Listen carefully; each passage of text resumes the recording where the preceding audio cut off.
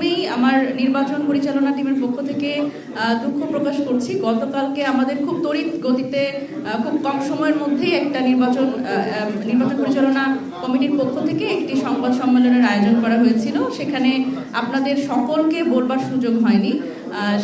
সেই জন্য আসলে সেই আমার পরিচালনা টিমের পক্ষ থেকে আমি দুঃখ প্রকাশ করছি এবং আজকে যারা এখানে উপস্থিত হয়েছেন তাদের সকলকে শুভেচ্ছা এবং ধন্যবাদ। আপনারা অনেকক্ষণ ধরে অপেক্ষা করেছেন।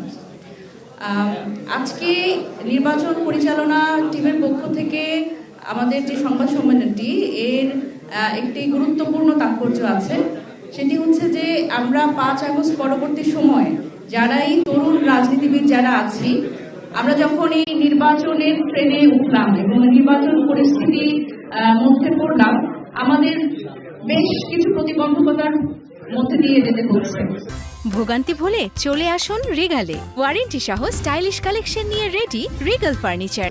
এবং সেই প্রতিবন্ধকতাগুলো আপনারা সবাই দেখছেন। আজকে সারাদিন আমরা যা খেয়াল করলাম যে নির্বাচন কমিশনে আপিল শুনানি হচ্ছে, সেখানে আমরা দেখছি যে আসলে আমরা এতদিন নির্বাচনী মাঠে যেটা দেখেছি, মিডিয়ার মাধ্যমে টকশোতে আমরা যা আলোচনা করেছি যে আসলে সেই পুরনো বন্দোবস্তের একটা আভাস, সেটি কিন্তু নির্বাচন কমিশনেও আমরা দেখছি।